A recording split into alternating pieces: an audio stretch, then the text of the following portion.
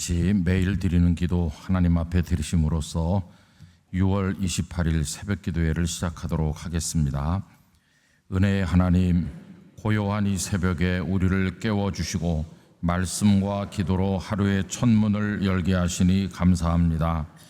오늘 우리가 서는 삶의 모든 자리가 주님께서 이미 예비하신 자리인 줄 믿사오니 한 걸음 한 걸음 주님과 동행하게 하옵소서.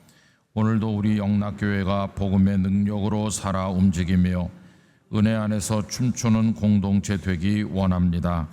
환경과 형편에 흔들리지 않게 하시고 오직 십자가 복음으로 날마다 새로워지게 하옵소서. 특별히 성령님의 인도하심을 따라 우리 교회 신앙지도 원칙인 경건한 복음주의 신앙의 육성, 성서적 생활윤리의 훈련, 교회 연합정신의 구현, 세상에서 하나님 공의의 실현을 위해 힘쓰게 하옵소서. 모든 교육자와 성도들이 사랑을 흘려보내는 통로 되길 원하오며 예수님의 이름으로 기도드립니다. 아멘. 찬송가 95장 찬송을 다 같이 부르겠습니다.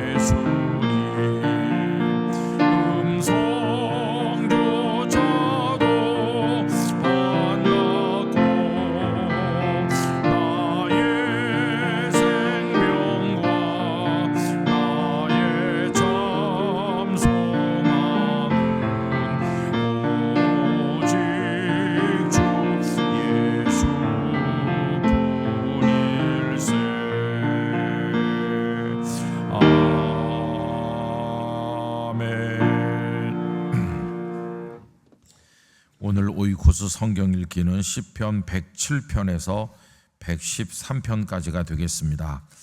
그 중에서 오늘 새벽에는 113편 5절, 6절, 7절 우리 다 같이 합독하도록 하겠습니다. 여호와 우리 하나님과 같은 이가 누구리요? 높은 곳에 앉으셨으니 스스로 낮추사 천지를 살피시고 가난한 자를 먼지 더미에서 일으키시며 궁핍한 자를 거름 더미에서 들어 세워. 아멘. 오늘 아침에 읽은 시편 113편은 할렐루야로 시작하고 있습니다. 그리고 맨 끝에 여러분 9절 끝에 보시면 끝나는 단어도 할렐루야 이렇게 끝나고 있죠. 그래서 할렐루야 시편이라고 할 수 있는데요.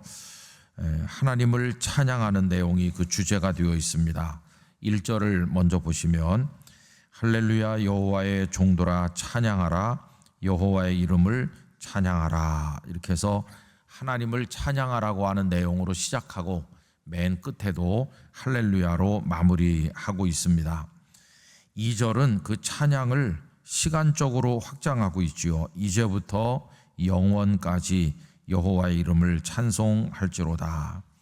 지금 오늘 우리의 현실 속에서 하나님을 찬송하는데 영원까지 찬송해라. 여러분, 우리는 기껏 찬송해야 우리가 살아있는 동안에만 찬송할 수 있습니다. 그런데 영원까지 찬송하라는 것은 벌써 이 속에 우리가 영원한 생명의 구원을 얻을 것이 암시되어 있는 것입니다. 요한계시록에 보면 우리가 다 하늘나라 유리바다 위에 서서 하나님을 찬송할 것이라고 말씀하고 있죠. 그게 영원입니다. 그러니까 여기 말씀이 이제부터 영원까지라고 하는 것 속에 우리를 이 땅에서 진토에 묻어두실 것이 아니고 영원한 하나님의 세계로 우리를 이끌어 가실 것을 암시하고 있다는 것을 깨닫게 됩니다. 여러분, 천국의 찬양대원으로 하나님을 찬양하게 되는 거기까지 우리 영락교회 성도들이 다 이르게 되시기를 바랍니다. 그래야 이제부터 영원까지라고 하는 것이 이루어지는 거죠. 3절 말씀은 공간의 확장을 얘기하고 있는데 해 돋는 데서부터 해 지는 데까지, 그러니까 이쪽 끝에서 저쪽까지 사람들이 살고 삼라만상이 존재하는 모든 공간 어디에서나 하나님을 찬양해라 이렇게 하고 있습니다. 그래서 2절은 시간적인 확장을 얘기하고 3절은 공간적인 확장을 이야기하면서 언제 어디서나 하나님을 찬송해야 될 것을 이야기하고 있습니다. 그리고 이제 4절부터는 좀 구체적으로 하나님을 찬송해야 될 이유를 얘기하고 있는데 오늘 우리가 이제 읽은 본문이 5절, 6절, 7절인데요. 4절은 거기 왜 빼놨나 한번 여러분 보세요. 여호와는 모든 나라보다 높으시며 그의 영광은 하늘보다 높으시도다 이렇게 되어 있죠. 이제 그 3절까지에서는 찬양하라 이렇게 했고 4절부터는 왜 찬양해야 되는지 찬양의 이유를 얘기하고 있는데 첫째는 높으시기 때문이다 그렇게 말해요. 그게 4절입니다. 모든 나라보다 높으시며 하늘보다도 그 영광이 높으시다. 높으시니까 찬양해라. 여러분, 이거는 이 세상에서도 많이 하는 겁니다. 예를 들면 어떤 회사에 직원들이 많이 있는데 사장님이 출근하실 때 사장님을 회사 입구에서 만난다. 그러면 뻣뻣하게 있을 사람이 없죠. 왜냐하면 그분은 사장님이니까 높으시니까 일단은 안녕하세요 이렇게 인사를 하잖아요. 바로 그런 겁니다. 높으니까 찬양하는 거예요. 어떤 국가적인 행사에 이제 대통령이 마지막에 입장하면 또 거기 군악대가 뭘 연주한다든지 사람들이 다 박수를 친다든지 이런 거는 그 직급이 높으니까 높은 데 대한 예우를 그냥 하는 겁니다. 근데 여러분 보세요. 사장님이 출근할 때 입구에서 만나서 인사를 하거나 뭐 어떤 국가적인 행사에서 그런 예식을 한다고 해보세요. 그러면 그 악기를 연주하는 사람들이나 인사를 하는 사람들이나 박수를 보내는 사람들이 그를 다 마음속으로 존경하는 것일까요? 그렇진 않을 수 있어요. 사장님 안녕하세요 이렇게 인사하면서도 마음속에서부터는 악덕 기업주다 이렇게 욕하는 사람도 있을 거예요. 또 국가 원수가 뭐 이렇게 국가적인 행사를 할 때 사람들이 다 일어나서 박수를 하고 또 군악대가 연주를 하지만 모두가 다 그 국가 원수를 존경하기 때문에 하는 건 아닐 거예요. 그냥 뭐 그게 제도니까 그렇게 하도록 돼 있으니까 하는 거죠. 여러분, 하나님이 높으시기 때문에 찬양한다 하는 것은 당연히 하나님 높으시니까 찬양해야 되지만 마음으로까지 그분을 높이는 건 아닙니다. 마음속으로는 불만이 가득한데 그냥 뭐 높은데 어쩌겠어, 그런 마음으로도 할 수도 있잖아요. 근데 여러분, 정말 하나님을 찬양해야 되는 진짜 이유는 그 다음에 나오는 거예요. 그 다음에 5절 말씀으로 와서 보면 여호와 우리 하나님과 같은 이가 누구리요 이렇게 시작하잖아요. 여호와 우리 하나님과 같은 이가 누구리요 하는 말이 4절에 걸리는 게 아니고 이제 5절에 걸리고 있는 거죠. 4절에 걸린다는 말은 무슨 말일까요? 하나님은 높으시다. 그리고 하나님 같은 분이 어디 있겠어? 이렇게 한다면 그분이 최고로 높으시다. 그보다 더 높은 분은 없어. 그러니까 우리가 찬양하야지, 이런 말이 되겠잖아요. 근데 방금 전에도 말씀드린 것처럼 높은 것만으로 찬양을 하라고 하면 불만 섞인 사람도 있을 수 있다고 그랬잖아요. 근데 이 주와 같으신 분이, 하나님과 같은 분이 누가 있겠느냐, 이 말이 그 다음에 걸리는 거예요. 그 다음에 5절 중간에 보시면은 높은 곳에 앉으셨으나, 그분이 높다는 건 4절에서도 말했는데 높은 곳에 앉으셨으나 6절이 이제 관건이죠. 스스로 낮추셨다. 이게 이제 정말 마음으로부터 어떤 의례적인 제도에 따라, 형식에 따라서 자리에서 일어서거나 박수를 치는 게 아니라 정말 마음으로부터 감동하고 마음으로부터 찬송하고 하는 이유를 여기 말하고 있는데, 그분은 높으시지만 스스로 낮추셨다. 여러분, 누구에 의해서 강압적으로 억지로 낮아지신 게 아니라 가장 높은 분이 스스로 당신을 낮추신 분이시다. 그러니 그분은 찬송받으셔야 마땅하지, 이런 겁니다. 그 다음에 보시면 낮추셔서 천지를 살피시고 온 세상을 살피시는데 그분의 눈에 들어오는 사람이 있어요. 어떤 사람이 눈에 들어오냐 하면 7절, 가난한 자가 눈에 들어와요. 어떤 가난한 사람이 먼지 더미에 쪼그리고 앉아 있는데 그 먼지 더미에 있는 가난한 사람을 일으켜 주신다. 그분이 스스로 낮추셔가지고, 아, 저기 불쌍한 사람이 먼지 더미에 앉아 있구나, 그에게 다가가셔서 그를 일으켜 주신다는 거예요. 그 다음에 궁핍한 자를 거름 더미에서 들어올려. 여러분, 이게 참 이렇게 멋진 그 대꾸죠. 가난한 자는 먼지 더미에서 일으키시고 궁핍한 자는 거름 더미에서 들어서 세우신다. 거기 더미라는 말이 2번 나오잖아요. 하나는 먼지 더미, 하나는 거름 더미. 근데 이 먼지 더미와 거름 더미가 우리 인생을 의미하는 거죠. 우리가 지금 살아가는 게 먼지 속에 사는 것과 같고 거름 속에 사는 것과 같다는 거예요. 여러분, 여기 먼지를 생각하면 뭐가 떠오르냐 하면 너는 흙이니 흙으로 돌아가라는 말씀이 떠오르잖아요. 그 흙이라고 하는 그 단어가 먼지라고 하는 단어와 또 통해요.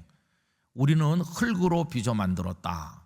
그 말은 다른 말로 말하면 먼지로 빚어 만든 먼지 같은 존재다, 그런 뜻인데, 우리가 그 먼지 더미 속에 지금 앉아 있는 우리 자신이 먼지 덩어리와 같아요. 그런데 그런 사람을 일으켜 주신다는 거예요. 이 먼지 더미, 그건 죽음의 자리를 의미하는 겁니다. 그 죽음의 자리에서 우리를 이렇게 세워주신다. 그 다음에 거름더미라는 건 뭡니까? 여러분, 거름은 풀을 베다가 이렇게 농사하시는 분들이 묵혀두는 곳이잖아요.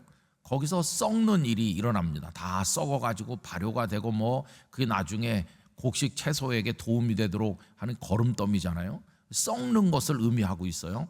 여러분, 사람이 먼지 같은 흙으로 빚어 만들어져서 먼지 덩어리, 흙 덩어리로 살아가고 있다가 나중에 죽어서 흙으로 돌아가면 거기서 썩잖아요. 바로 그거를 지금 아주 교묘하게 놀라운 표현으로 암시하고 있어요. 가난한 자는 먼지 더미에서, 그리고 궁핍한 자는 거름 더미에서. 이 표현 속에 담겨 있는 인생의 비참함, 죽을 수밖에 없는 존재라는 거, 죽어서 썩는 존재라고 하는 그런 우리의 모습을 이야기하면서, 그런데 가장 높은, 그보다 더 높은 분이 없는 그분이 스스로 낮추셔서 우리를 일으켜 주신다는 것이, 이게 뭘 생각나게 만들어 줍니까? 가장 높은 곳에 계신 하나님의 아들 독생자 예수께서 스스로 낮추셔서 이 땅에 내려오셔서 이 땅에서 먼지더미 거름더미에서 고통받는 우리들을 일으켜 세워주시는 바로 그거죠. 성육신의 놀라운 이야기가 이 속에 들어있다는 사실을 알 수 있는 것입니다. 근데 누가 그분에게 강요한 게 아니죠. 스스로 낮추셨다.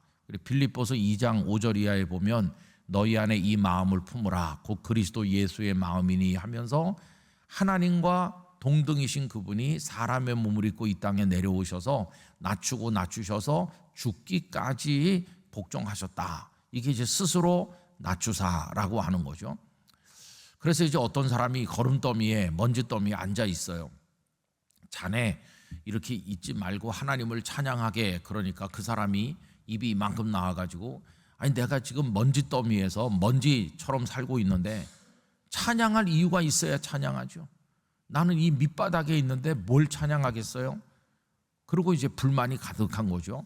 당신이야 뭐 가진 것도 많고 성공했으니까 당신 혼자 찬양 많이 하세요. 나는 하나님 앞에 할 말 많아요. 이렇게 하고 있는데 그분이 스스로 낮추셔서 옆에 오신 거예요.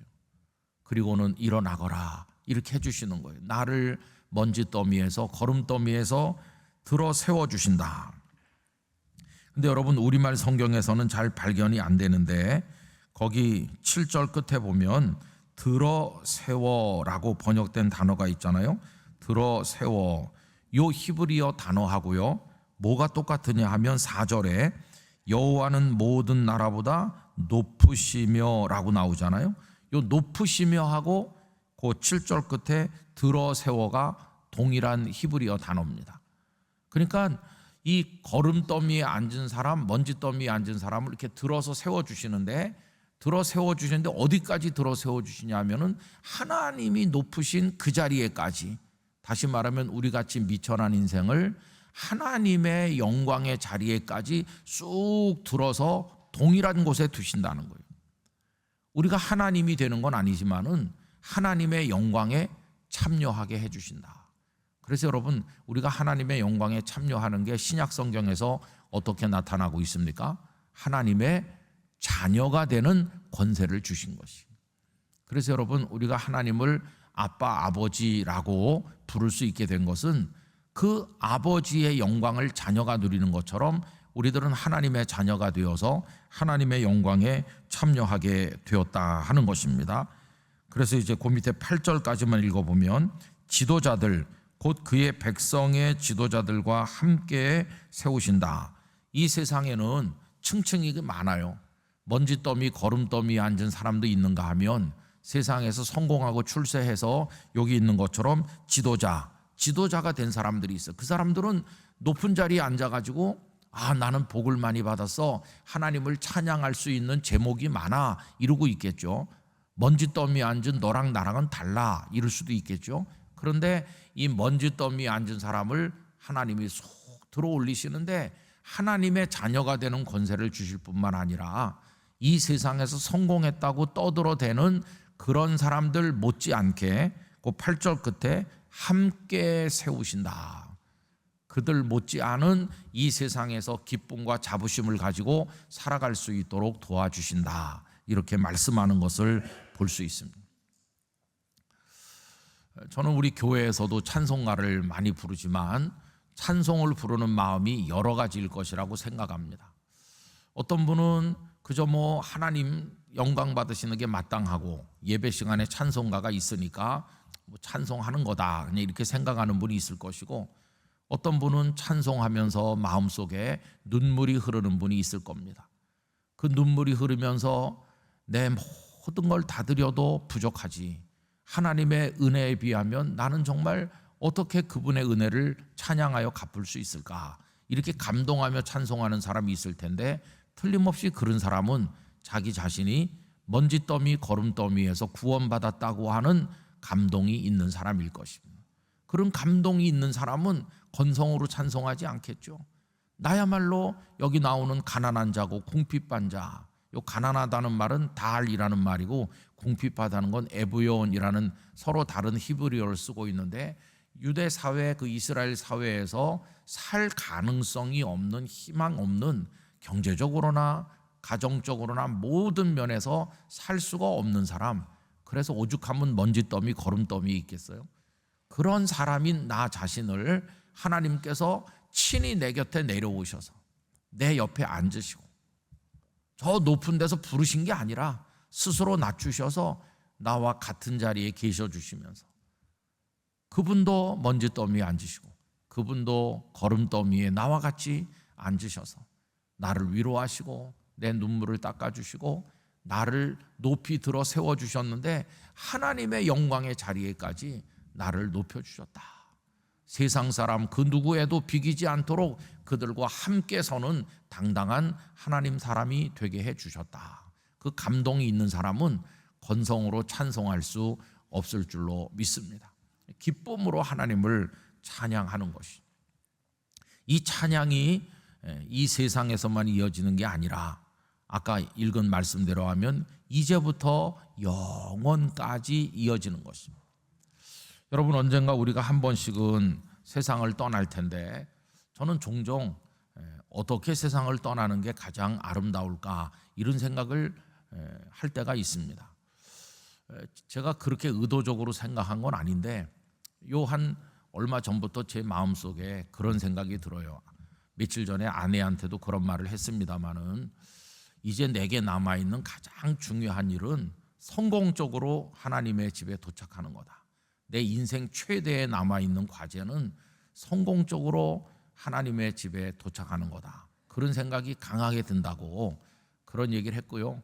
그런데 어느 날 새벽에 기도하는데 무슨 감동이 오느냐 하면은, 네가 걱정할 거 없다.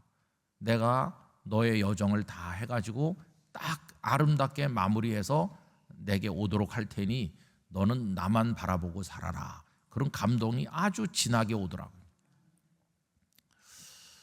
여러분, 우리가 여행을 떠날 때 그 나라에 뭐 자주 가서 살던 사람이야 뭐 혼자 가겠지만, 낯선 나라에 우리가 관광이라도 가게 되면 여행사에다가 우리를 맡깁니다. 그럼 거기서 수속도 다 해주고 또 현지에 밝은 가이드가 나오셔서 우리를 안내해 주는데, 몇 시부터 몇 시까지는 뭘 보시고 여기 몇 시까지 나오세요. 그러면 우리가 버스를 타고 뭐 숙소로 가서 저녁은 뭘 먹고 몇 시에 취침합니다. 내일 아침 몇 시에 기상하면 됩니다. 이런 거 다 말해 주잖아요. 꼭 그와 같아요. 하나님은 우리 인생의 여행 가이드가 되셔서 우리 인생의 일정을 우리 미리 몰라요. 관광 가는 거야 뭐 9박 10일 여기 일정이 있습니다 이렇게 하지만, 하나님께서 우리 인생을 인도하는 건 미리 일정을 주시진 않아요. 그러나 세상의 그 어떤 가이드보다도 더 정확하게 하나님 우리 인생을 준비하고 계시는 줄로 믿습니다. 여행사 가이드는 가끔 펑크를 낼 때가 있어요. 아, 죄송합니다. 버스가 오다가 그러면 사고가 나가지고 30분 기다리겠습니다. 뭐 이런 펑크가 나기도 해요. 그런데 하나님은 그런 법이 없으세요. 하나님께서는 우리 인생의 앞날을 다 준비하셨다가 성공적으로 조금의 착오도 없이 우리 삶이 딱 정해진 때에 끝마치게 해주실 것입니다. 그런 확신이 오면서 하나님께 나를 맡기면 이제 남은 가장 큰 과제는 하나님의 집에 잘 도착하는 건데 성공적으로 도착하게 해주실 것이다. 그런 확신이 오는 거예요. 하나님의 집에 도착하는데 그런 가장 관건이 되는 게 뭔가? 그거는 내 죄가 씻김 받고 하나님 앞에서 용서받은 하나님의 자녀가 되는 겁니다. 그래서 그런지 요 며칠 성경을 이렇게 읽는 가운데 죄의 용서라고 하는 말씀이 아주 진하게 제 마음에 다가오는 거예요. 며칠 전에 이제 마태복음 9장을 읽었는데 엊그저께 거기 보면 이렇게 지붕을 뚫고 그 중풍병자를 달아내리는 장면이 있잖아요. 그 장면을 읽게 됐어요. 근데 그 중풍병자의 소원이 뭘까? 중풍병자의 소원은 병 고치는 거겠죠, 우리 생각에. 근데 예수님은 내 침상을 들고 가라, 내 병이 나았다, 이 말씀을 먼저 하셔야 될 것 같은데 그렇지 않고 어떤 말씀 먼저 하셨나요? 뇌 죄사함을 받았느니라, 이 말씀을 먼저 하셨거든요.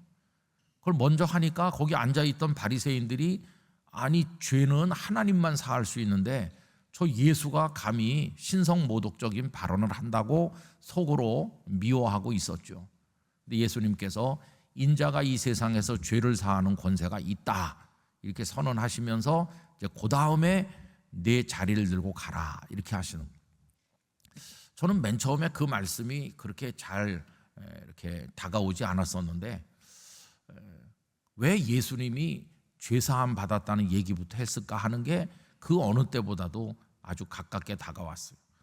여러분 유대 사회에서 누가 고난을 당하거나 불행당하면 유대인들은 무슨 생각하냐 하면은 저 사람 죄가 있다. 하나님의 진노를 받아서 저렇게 된 거다라고 생각하거든요. 요한복음에 보시면 여러분 태어나서부터 한 번도 세상을 본 적이 없는 날 때부터 소경된 사람을 만났는데 제자들이 뭐라고 질문합니까? 이 사람이 이렇게 된 게 누구의 죄 때문이냐? 본인의 죄 때문이냐? 그 부모의 죄 때문이냐? 이게 유대인들의 사고방식이에요. 누가 어떤 불행을 만나고 장애를 가지게 되고 어떤 고통 속에 있으면 이 사람 누구의 죄 때문에 이렇게 됐을까? 그게 유대인들의 마음속에 깊이 있거든요. 욥이 고난당했을 때 욥의 친구들이 했던 얘기가 똑같습니다. 네가 아무리 의인이라고 이렇게 하지만은 넌 하나님 앞에 남이 모르는 숨겨진 죄가 분명히 있을 거고 하나님의 진노를 받아서 이 지경이 된 거다. 이게 친구들이 계속했던 말이거든요. 그러니까 여러분 지붕에서 달아내려진 그 중풍병자도 그런 생각이 강했겠죠. 몸이 이렇게 된 것도 비참하지만 내가 하나님 앞에 죄가 많아서 그래서 내가 진노를 받아서 이 지경이 됐구나 생각하니까 몸뚱아리를 못 쓰는 고통보다 하나님께 버림받았다는 고통이 훨씬 큰 거죠. 하나님께 영원히 버림받았다는 그 자책감이 그게 몸이 아픈 것보다 더 힘든 건데 사람들은 그걸 모르지만 이 사람 빨리 병이 나야 되는데 이 생각만 하지만 주님은 그의 영혼이 얼마나 지금 죽기 직전인지를 아시는 거예요. 그래서 몸을 고쳐주시기 전에 영혼부터 고쳐주시는데 그 말씀이 네 죄사함을 받았느니라. 너 죄 때문에 그런 거 아니야. 설령 죄가 있어도 걱정 마라. 내가 너의 죄를 깨끗이 씻어 용서해 준다. 그럼 여러분 죄 때문에 불행이 왔다고 생각한다면 그 원인이 죄인데 죄가 없어졌으니까 이제 이 사람은 몸이 나을 차례잖아요. 내 자리를 들고 일어나서 가라. 육신의 건강까지 그에게 주신 거예요. 그래서 엊그저께 그 말씀을 읽으면서 참 마음의 기쁨을 느꼈어요. 저도 살아오면서 이런 죄 저런 죄가 참 많은데 하나님의 집에 무사히 도착하는 게 남아있는 인생 중에 가장 중요한 일인데 그리고 가장 큰 걸림돌 하나님의 집에 도착 못할 걸림돌이 죄인데 주님께서 내 죄를 깨끗이 씻어주시는구나. 그 사람에게 한 말씀이 나에게 하신 말씀이구나 이렇게 생각하니까 그 십자가 보혈의 능력이 얼마나 은혜가 됐는지 몰라요. 주님이 우리의 죄를 용서하시고 그리고 당신의 계획표대로 우리를 가이드처럼 인도하셔서 천국문에 딱 도착하게 하실 줄로 믿습니다. 그러니까 하나님만 바라보는 거예요.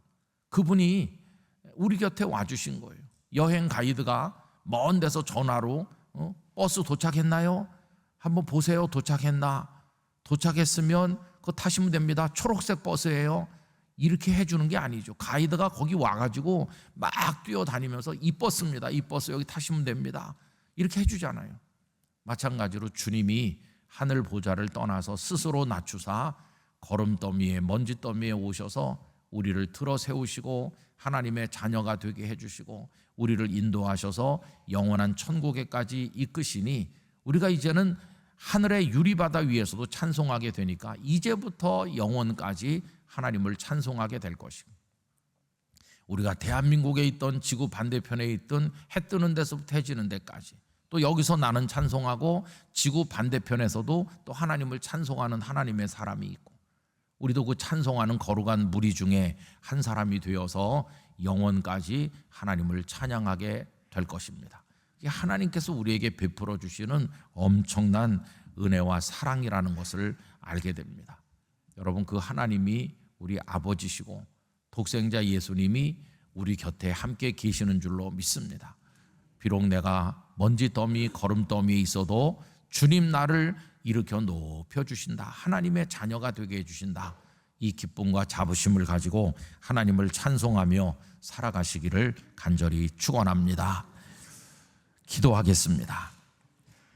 거룩하신 아버지 하나님, 먼지 더미에 있었고 거름 더미에 버려진 것과 같은 비천한 저희들에게 스스로 낮추어 오사 우리 곁에 계시고 우리를 불쌍히 여기시고 십자가 지시고 우리의 죄를 용서하셨습니다.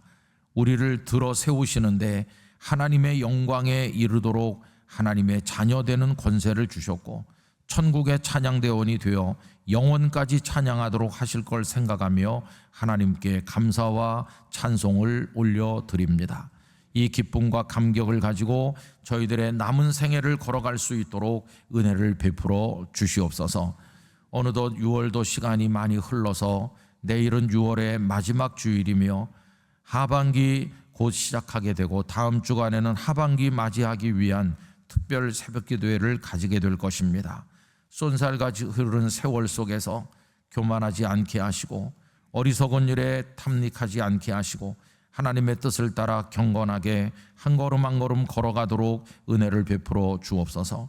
우리를 슬프게 하는 것이 세상에 많이 있지만 우리를 들어올리시는 하나님으로 인하여 기뻐하며 찬송하며 살아가도록 인도하여 주옵소서. 오늘 이곳에 나온 성도들뿐만 아니라 가정에서 영상으로 동참한 성도들, 또 오늘 여러 가지 일로 주님을 찬송할 준비를 하며 내일 주일을 위해 예비하는 주의 종들에게 은혜를 베풀어 주옵소서. 아버지 하나님, 내일 거룩한 주일 한국의 수만여 교회가 하나님을 송축하고 내려주시는 은혜로 충만함으로 거룩한 날이 되고 이 하루로 인해 대한민국이 살아날 수 있도록 복을 베풀어 주옵소서. 우리 각자의 눈물의 기도 제목에 응답해 주시고 이 새벽 저희에게 힘을 더하여 주시옵소서. 예수님의 이름으로 기도하옵나이다. 아멘. 말씀을 생각하시면서 기도하시고요. 또 내일 1부에서 5부 청년부 교회학교 국제예배, 자유인 예배, 외국어 예배, 찬양 예배 모든 성도들이 전심으로 예배하도록 다음 주간에 하반기 맞이 특세가 있는데 한 해를 잘 준비하는 그런 특세가 되도록 다 같이 기도하겠습니다.